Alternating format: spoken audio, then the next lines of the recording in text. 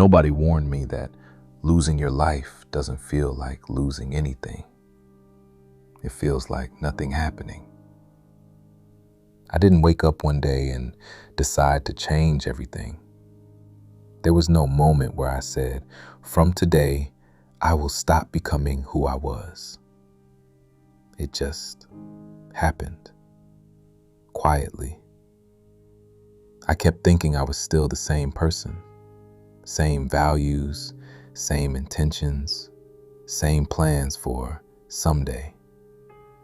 But my days stopped matching my words, and I didn't notice when that started. At first, it was small, skipping one thing I used to care about, postponing one promise to myself, telling myself I'd get back to it soon. Soon became later. Later became whenever. Whenever became never. But none of that felt dramatic. It felt reasonable. I didn't feel like I was giving up on anything. I felt like I was just being realistic.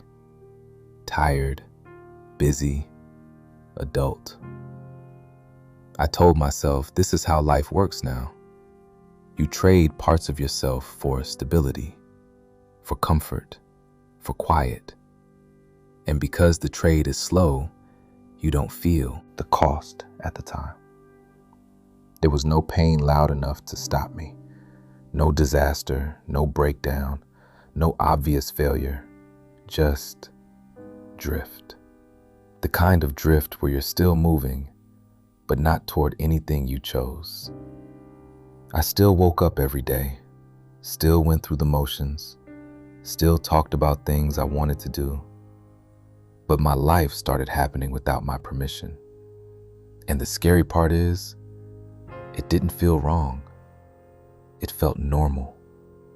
Normal is dangerous. Normal is how you can lose years without losing a single night of sleep over it. Normal is how you look up one day and realize you don't recognize what you've become. Not because you changed suddenly, but because you stopped choosing slowly. I didn't notice when my standards got lower, when my curiosity got quieter, when my sense of urgency faded. There was no moment of collapse, just a soft lowering of the ceiling. Each year, I stood up a little less tall and told myself it was fine. People think change is loud, that falling apart is noisy, that losing direction comes with chaos.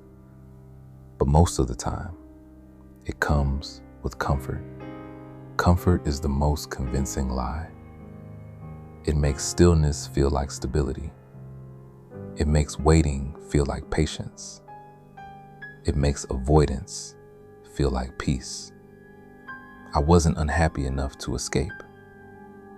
I wasn't fulfilled enough to stay.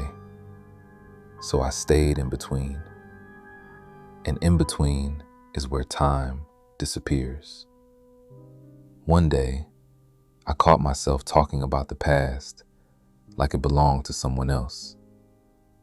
The version of me who cared deeply, who wanted more, who believed they had time.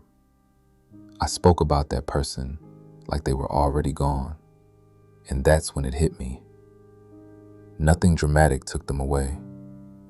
No tragedy, no single mistake, just silence and permission. I let my life become something I never chose. Not because I wanted this outcome, but because I never interrupted the process. I kept waiting for a feeling strong enough to force me to move. But life doesn't wait for feelings.